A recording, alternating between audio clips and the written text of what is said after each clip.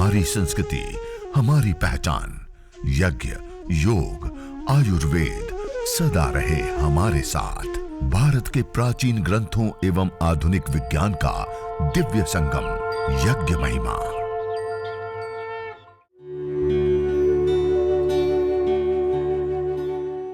भारतीय संस्कृति में यज्ञ, योग एवं आयुर्वेद जैसी अमूल्य विद्याएं हैं, जिसका मूल है वेद। इतिहास की ओर दृष्टि डालें तो भगवान राम, भगवान कृष्ण से लेकर राजा महाराजाओं, ग्रामवासियों व अरण्यवासी ऋषियों की कुटियों तक नित्य व नैमित्तिक यज्ञों का प्रचलन देखने को मिलता है।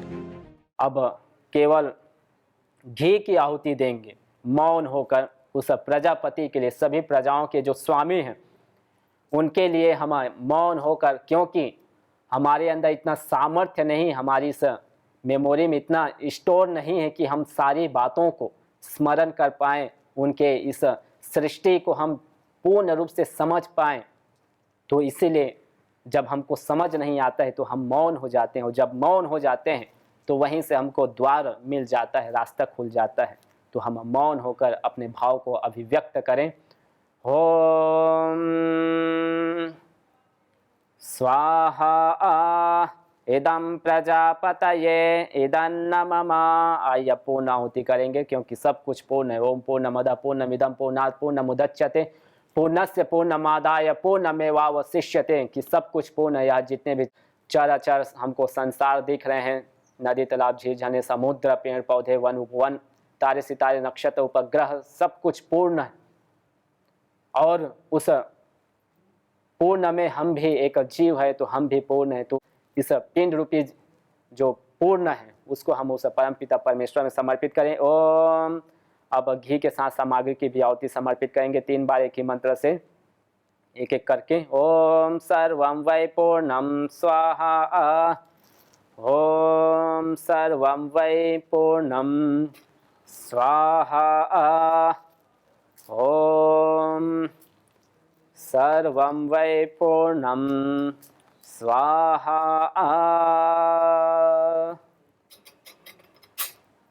तो ऐसे यज्ञ का अनुष्ठान हमने संपन्न किए।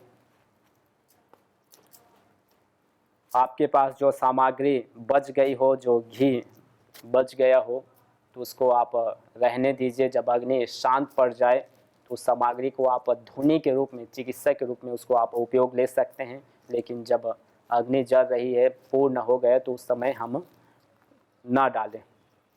तो आइए अब हम यज्ञ शेष करेंगे।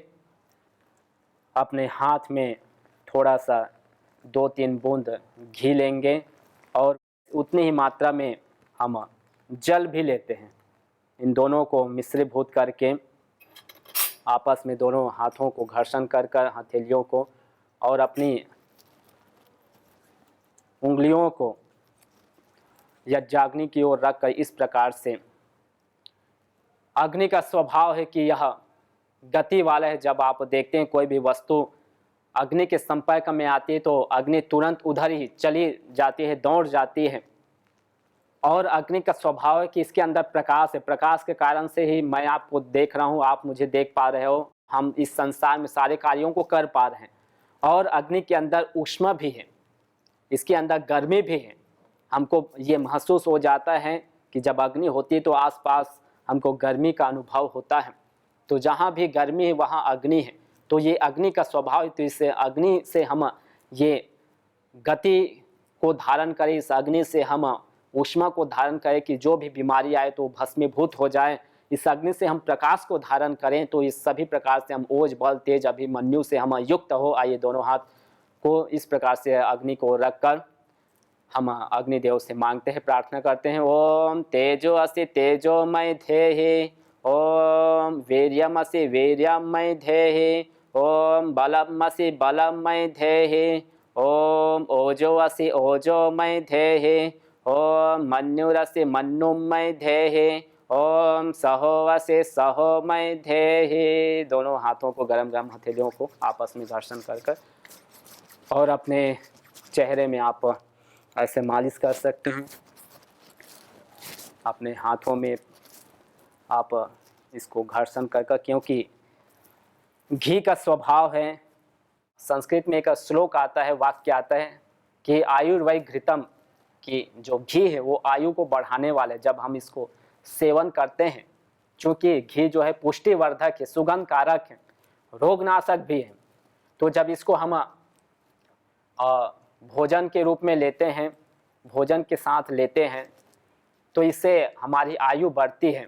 हमारे जो एक एक सेल्स हैं, टिश्यूज़ हैं, माइटोकॉन्ड्रिया है, जो फैक्ट्रियाँ लगी हमारे शरीर में, उनको बल मिलता है, उसको पुष्ट करता है यह घी। तो इसी घी को जब हम इस अग्नि में समर्पित करते हैं, इसमें आहूत करते हैं, तो अग्नि उसी प्रकार से, जिस प्रकार से खाने से हमको लाभ मिलता है, वैसे ही ये अग्नि के संपर्क में आकर घी सूक्ष्म होकर नैनो ऊर्जा में, एनर्जी में कन्वर्ट होकर, नैनो पार्टिकल्स में कन्वर्ट होकर, नैनो गैस में कन्वर्ट होकर वातावरण में चारों ओर बिखर कर जितने भी इस यज्ञाग्नि के संपर्क में जितने भी ये पेड़ पौधे हैं, जीव जंतु हैं, जितने भी मनुष्य रहते हैं, उन सबको स्वास्थ्य, नैरोग्य, आरोग्य, निरामय की प्राप्ति होती है। तो इसलिए हम जो घी खाते हैं, उसी घी को आप पूजा के लिए भी, अर्थात तो जो हम घी प्रयोग करते हैं तो खाने के लिए, वैसे ही आप अपने घर में पूजा के लिए भी घी रखें और उस घी से प्रतिदिन आप इस प्रकार से हवन करें। क्योंकि कई की ऐसी धारणा बनी रहती है, बुद्धि बनी रहती है कि जी खाने से अधिक लाभ होगा और अग्नि में जो हम डालते हैं उसमें तो नष्ट हो जाता है, उसमें तो बर्बाद ही होना है, व्यक्ति को खाने के लिए नहीं मिल रहे हैं, तो डालेंगे क्या। तो ऐसे बहुत सारे जो प्रश्न हैं मन में उठते रहते हैं, या हम देखते ही हैं लोगों। तो हम अन्य जो चीज़ लेते हैं, आप देखते हैं अलग अलग व्यक्ति के पास अन्य जो नशा करने वाले हैं उनके लिए पैसा तो आ जाता है, नशा करने के लिए, शराब पीने के लिए, दारू पीने के लिए, अन्य धूम्रपान करने के लिए, इधर उधर के गलत दृश्य देखने के लिए, अलग दूसरे जो गलत जगह वहाँ जाने के लिए व्यक्ति के पास तो पैसा तो आ जाता है। लेकिन जो सात्विक कार्य, जो अच्छा कार्य है, जहाँ पर विशेष अनुष्ठान हो रहे हैं, उसके लिए व्यक्ति के पास पैसा की कमी रहती है। क्यों? क्योंकि उनको लगता है कि इसमें हमको खाने को मिलेगा, इसमें और आनंद आएगा, लेकिन इसमें हम नष्ट कर रहे हैं, इसमें हम फूंक रहे हैं, इसमें हम पैसा बर्बाद कर रहे हैं। लेकिन ऐसा नहीं है। जो चीज़ हम अग्नि में डालते हैं, अग्नि उसको नष्ट नहीं करती, बल्कि उसको रूपांतरण करती है, दूसरे फॉर्म में बदलने का काम ये अग्नि करते हैं। जिस प्रकार से आप देखते हैं, जैसे जल है, जल को आप किसी पात्र में लेकर अब उसको अग्नि में आप तपाओ, तो पहले तो वो आपको जल के रूप में दिखाई दे रहा था, लेकिन जैसे ही अग्नि उसको तपाती है, पात्र गर्म होता जाता है, जल गर्म होता है, तो धीरे धीरे वो फिर दूसरे फॉर्म में आ जाता है, वो गैस फॉर्म में आकर वो कन्वर्ट हो जाता है, और फिर कुछ समय बाद आपको दिखाई देगा कि पात्र पूरा खाली है। तो इसका मतलब क्या हुआ कि अग्नि उस जल को समाप्त नहीं की, नष्ट नहीं की हमेशा के लिए, उसको गर्म करके वो लिक्विड से अब गैस फॉर्म में बदल दिए। तो जो जल नीचे था, अब वो जल इस वातावरण में नमी के रूप में, बहुत ही सूक्ष्म कण के रूप में वो इस वातावरण में फैल गए। तो वैसे ही जिस प्रकार से जो लिक्विड जल था वो अब गैस फॉर्म में इस वातावरण में मिल गए हैं, उसी प्रकार से जो भी हम इसमें चीज़ डालते हैं इस अग्नि में, तो ये अग्नि कंबस्टन के पश्चात क्या करती है, ये फ्यूमिगेशन, और फ्यूमिगेशन से ये अलग अलग इसको नैनो एनर्जी में, नैनो पार्टिकल्स में, नैनो गैस में इसको कन्वर्ट कर देती है। जिस प्रकार से आप सामने देख रहे हैं मन जो ये धुएं निकल रहे हैं, ये धुआं नष्ट नहीं हो रही है सामग्री, बल्कि ये सामग्री जो सॉलिड रूप में है ये अब गैस फॉर्म में आ गई है। तो गैस फॉर्म में आ गई, अर्थात अग्नि का काम है कि ये किसी भी चीज को सूक्ष्म से अति सूक्ष्म कर देती है। और हमारा शरीर भी है, हमारा जो शरीर है कोई भी चीज़ हम लेते हैं तो शरीर उसको ठोस रूप में कभी भी ग्रहण नहीं करता है। आप देख लीजिए, आप भोजन ग्रहण करते हो तो भोजन जब हम ग्रहण करते हैं तो उसको क्या करते हैं, पहले हम मुख में चबाते हैं और चबाने के बाद भी छोटे उसको नैनों में और करने के बाद भी जब पेट में जाता है तो वहाँ पर जो हमारे लीवर है, जो स्टोमेटा है, जो अलग अलग और पेंक्रियाज है, सारे उसको धीरे धीरे और नैनों में उसको तोड़ते जाते हैं। तभी हमारा जो शरीर है, अलग जितने हमारे शरीर में सेल्स हैं, पार्टिकल्स हैं, उसको वो पहुंचाने का काम करता है। तो ये यज्ञ भी वैसे ही जो भी इसमें डालते हैं उसको सूक्ष्म अति सूक्ष्म कर कर हमारे शरीर में फैला देता है जब हम इसको इनहेल करते हैं। तो जो चीज़ हम ले रहे हैं वो चीज़ को क्या करते हैं, पहले सूक्ष्म ही करते हैं। तो वैसे ही हम इसको जब सूक्ष्म करते हैं, इसको धारण करते हैं, तो ये इतना सूक्ष्म हो जाता है कि ये हमारे पेट में ना जाकर, क्योंकि जो हमारा पेट है वो पेट उन्हीं चीज़ों को तोड़ता है जो ठोस रूप में हो, जो दृश्यमान हो, अर्थात तो जो अभी बड़े मॉलिक्यूल्स के रूप में हो। जब उसको बहुत ही सूक्ष्म कर दिया जाता है, जब और बहुत ही सूक्ष्म से अति सूक्ष्म कर दिया जाता है, तो शरीर का फिर उसमें कोई ऐसा काम नहीं होता कि उसको पचाएगा। अर्थात जब हम उसको इनहेल करते हैं तो ये तुरंत सूक्ष्म होने से तुरंत हमारे शरीर में सप्लाई हो जाता है, और सूक्ष्म होने के कारण से ये हमारे एक एक सेल्स तक पहुंचकर एक एक जो हमारे हार्मोन से एक एक जो नर्वस सिस्टम है उसको प्रोसेस में ला देती है ये। और इस कारण से कहीं पर भी ब्लॉकेज है, कहीं पर भी बीमारी है, रोग है, डिसीज़ है, कहीं पर भी पेन है, कहीं भी शरीर में हमारे कष्ट हो, उनको ये हरने का काम करती है। इसलिए हमारे ऋषियों ने कहा कि ये जो यज्ञ है कि समिद्धो अग्नि सुपुना पुनाति, कि यह जो यज्ञ है ये अपनी सुपावकता से, अपने जो सुगंध वायु जो सुरभि है, उस सुरभि से चारों ओर वातावरण को शुद्ध करता है। उस वातावरण में जब हम भी आते हैं तो हम भी शुद्ध हो जाते हैं। बाह्य रूप से तो शुद्ध होते ही हमारा यह जो शरीर है, इस शरीर के जो एक एक मेटा है, जो छिद्र है, रंध्र है, इससे भी ये जो गैस है उसको हमारा जो शरीर है वो धारण करता है। और साथ में जब हम इसको इनहेल करते हैं तो उससे तो प्रवेश होता ही है।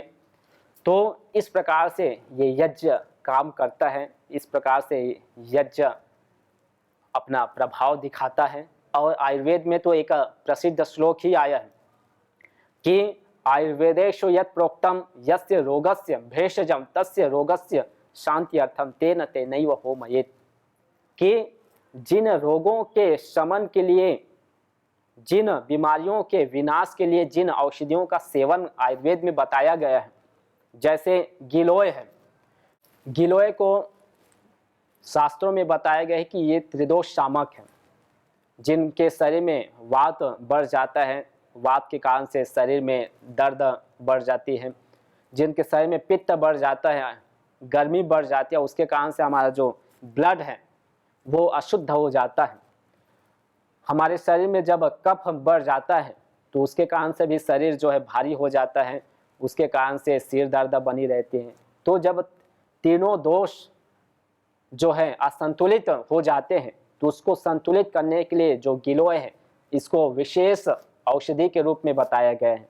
तो इसको जब हम काढ़े बनाकर पीते हैं, इसको गर्म पानी में उबाल कर उसको हम खौला कर औंटा कर जब थोड़ी मात्रा में उपज जाती है 1/4 अंश, और उसको जब हम छान कर पीते हैं तो ये तीनों दोषों को समन करने वाली औषधि है। तो इसी को जब हम इस अग्नि में इस गिलोय को डालते हैं तो ये गिलोय वैसा ही काम करती है जैसे इसको हम काढ़ा बनाकर लेते हैं, या वटी एक्सट्रैक्ट इसको निकाल कर हम सॉलिड रूप में लेते हैं या लिक्विड फॉर्म में लेते हैं।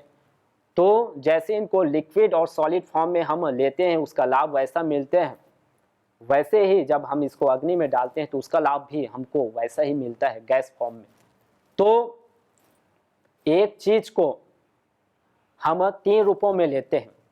प्रथम है सॉलिड, द्वितीय है लिक्विड और तृतीय है गैस।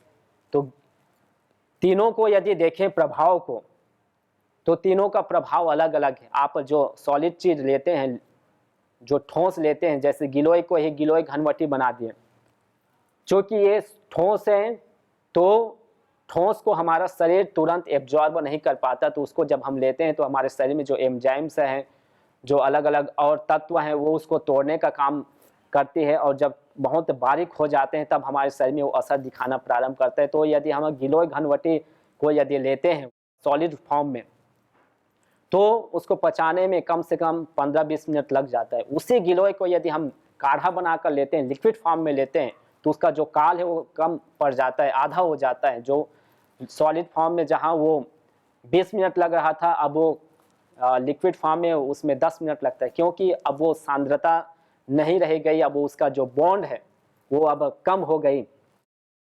अब उसी जो गिलोय है उसको जब हम गैस फॉर्म में लेते हैं, इस अग्नि में डालकर इसको धुएं के रूप में लेते हैं, इसको औषधीय वायु के रूप में लेते हैं, तो ये और उससे अधिक सूक्ष्म हो गए। तो सूक्ष्म होने से ये क्या होता है, ये उससे और कम समय में हमारे शरीर में जाकर ये तुरंत फैल जाता है, क्योंकि ये ठोस नहीं है, ना ये लिक्विड है, बल्कि ये गैस फॉर्म है। और गैस जो है हमारे लंग्स से ब्लड में पहुंचता है, और ब्लड से सारे संपूर्ण शरीर में सप्लाई होकर ये शरीर के एक एक जो सेल्स हैं, एक एक जो पार्ट्स है, उसको पुनः एक्टिव कर देते हैं। हमारे शरीर में जितने हार्मोन्स हैं उसको, इनबैलेंस हार्मोन्स को ये एक्टिव कर देते हैं। तो ऐसा इसका काम है। इसलिए हम हवन कर कर किसी भी चीज़ को हम क्या करते हैं, सूक्ष्म से अति सूक्ष्म करते हैं, और जो जितना सूक्ष्म होता है वो उतना ही प्रभावशाली होता है, वो उतना ही पावरफुल होता है। आप परमपिता परमेश्वर सच्चिदानंद और उसी की शक्ति, यह जो हमारी मातृशक्ति है, यह जो जगत जननी सिद्धिदात्री है, जिसकी उपासना आज हम तृतीय दिवस में कर रहे हैं, ये भी बहुत ही सूक्ष्म है, और सूक्ष्म होने के कारण से अधिक प्रभावशाली है।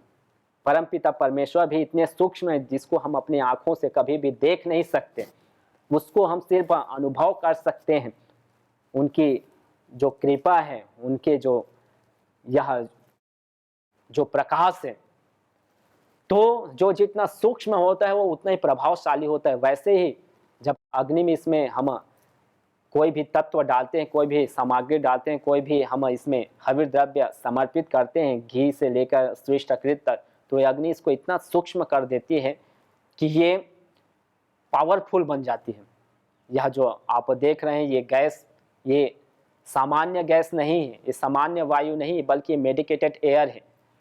ये सुगंधित वायु है, और ये जो सुगंधित वायु है ये किसी भी प्रकार के जो, चाहे वो पैथोजेंस में माइक्रोबायोलॉजिकल वायरस हो, या बैक्टीरिया हो, या फंगस हो, या फिर जो अलग अलग व्हीकल्स या जो इलेक्ट्रिक सामान है, मोबाइल है, टावर है, या जो हम जितने भी कंप्यूटर से अन्य सारे प्रयोग करते हैं, उनसे निकलने वाले रेडिएशन हो, ये सारे निरंतर हमको प्रभावित करते रहते हैं।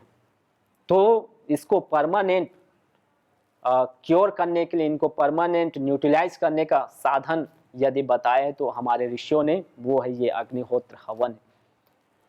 तो इन्हीं सब जो शास्त्रों में बात कही गई है, जो परंपरागत चलती आ रही ये यज्ञ की संस्कृति है, इन सबको ध्यान में रखते हुए पतंजलि संस्थान के माध्यम से अब ये रिसर्च चल रहा है, अनुसंधान हो रहा है, और उसी अनुसंधानों के आधार पर आप देख रहे हैं मेरे ये दाईं ओर जो अलग अलग रोग के अनुसार से ये सामग्री पतंजलि संस्थान के द्वारा बनाई गई हैं।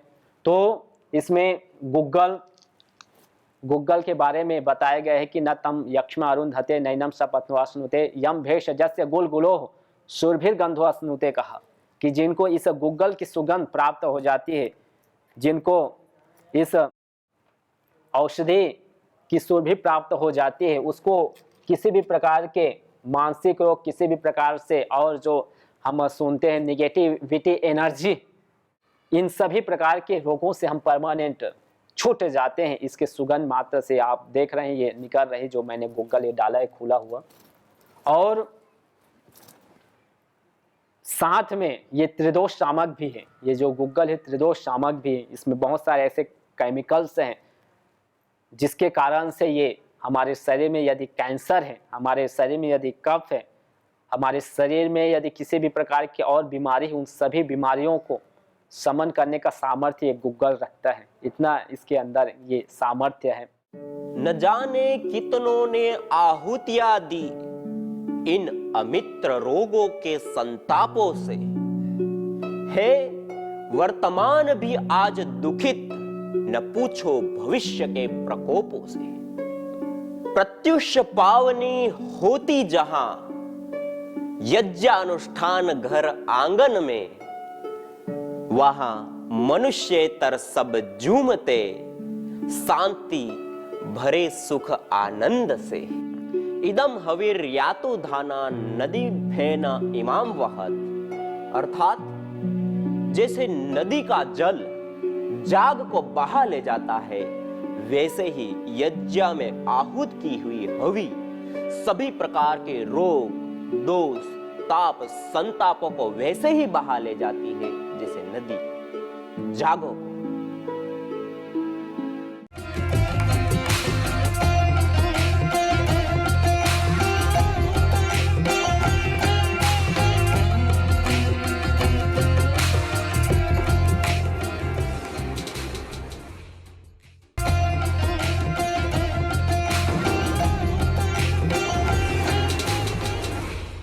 सामग्री के रूप में 4 गुणों से युक्त द्रव्य, पुष्टिकारक, सुगंधित, मिष्ट, रोग निवारक आदि द्रव्य, त्रिदोष शामक जो द्रव्य होते हैं, उन द्रव्यों का सम्मिश्रण करके भी हम इस विशेष हवन सामग्री का प्रयोग कर सकते हैं। जैसे पतंजलि दिव्य हवन सामग्री और यह पतंजलि आस्था हवन सामग्री। ये 2 हवन सामग्री ऐसी है जिसके अंदर बहुत सारी जड़ी बूटियों का सम्मिश्रण है, और इन जड़ी बूटियों का प्रयोग करने से, सामग्री का प्रयोग करने से हम सभी प्रकार की सिद्धि को प्राप्त कर सकते हैं। अत्यंत आवश्यक होता है गाय का घी यज्ञ के लिए, विशेष रूप से वो ये गाय का घी लेकर के उसको तपा लेते, गर्म कर लेते। देखो ये मेरे सामने रखा हुआ, इस प्रकार से पिघला हुआ घी होना चाहिए। पिघला हुआ जो घी है, तपा हुआ जो घी है, वह घी विशेष रूप से लाभकारी होता है। ये आप देख सकते हैं, ऐसा पिघला हुआ घी होना चाहिए यज्ञ के लिए, हवन के लिए तपाया हुआ, गर्म किया हुआ घी होना चाहिए। और यदि ये सामग्री आपके पास नहीं है तो हर घर में चावल तो रहता ही है, ये चावल का आप प्रयोग ले सकते हैं। चावल त्रिदोष शामक आयुर्वेद ग्रंथों में बताए गए हैं, और अक्षत के माध्यम से हमारे शास्त्रों में यज्ञ करने की बहुत बड़ा विधान और जगह जगह पे इसका वर्णन मिलता है कि हम चावल के माध्यम से हवन करें, या सामग्री दूसरी भी बनाते हैं तो उसके अंदर भी अभिन्न हिस्सा होता है यह चावल का। अक्षत होने चाहिए, टूटे हुए ना हो। दूसरा, यह काले तिल है मेरे पास रखे हुए। ये काले तिल के अंदर भी भरपूर मात्रा में अलग अलग गुण पाए जाते हैं। इन काले तिलों का प्रयोग हम यज्ञ में अवश्य करें। इसकी एक सुरभि, एक सुगंधी भी विशेष प्रकार की होती है। इसके अंदर एक विशेष तेल भी पाया जाता है, वह तेल भी संयोग वाह के रूप में भी कार्य करता है। जैसे आयुर्वेद में गाय का घी, शहद और तिल का तेल, इन सबको संयोग वाह के रूप में देखा गया है। जिस चीज के साथ आप मिला देते हैं उनके गुणों को भी कई गुना बढ़ाते हैं और अपने गुणों को भी खोते नहीं है। और ये काले तिल से हवन करने के लिए हमारे शास्त्रों में काफी वर्णन मिलता है कि खाली तिल से भी हम हवन कर सकते हैं।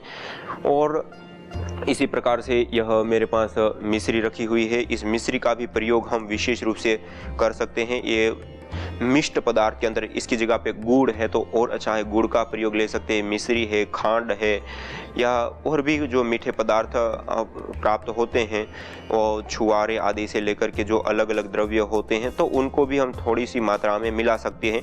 लेकिन यदि अपने पास मिश्री, खांड, बूरा जिसको बोलते हैं, या फिर जो भी मीठे द्रव्य होते हैं, थोड़ा सा मीठा द्रव्य भी हम इसके साथ मिला देते हैं तो और ज़्यादा विशेष करके लाभकारी और उपयोगी होता है। और यह मेरे सामने रखा है गुग्गुल, एक विशेष औषधि के रूप में यह देखा गया है। यह गुग्गुल तीनों दोषों का शमन करने वाला होता है। इसके अंदर पुष्टिकारक गुण भी होता है, रोग निवारक गुण भी होता है, और विशेष करके एक सुगंधी गुण भी होता है। तो सामग्री के अंदर जो सामान्य रूप से कहा गया है कि 4 प्रकार से गुणों से युक्त जो द्रव्य होते हैं, उन द्रव्यों का प्रयोग करना होता है। तो उसमें एक गुग्गुल और काले तिल और चावल, ये 3-4 द्रव्य ऐसे विशेष हैं जिसका हम हवन सामग्री के रूप में प्रयोग ले सके, और ये हर घर में हमें पाए जाते हैं। तो इसमें से कोई एक चीज मिल गई तो उससे भी हम हवन कर सके, 2 मिल गई तो उसका सम्मिश्रण करके हवन कर लिया, और भी चीजें मिल गई तो उसको भी हमने साथ में मिला करके भी हम हवन यज्ञ संपन्न कर सकते हैं।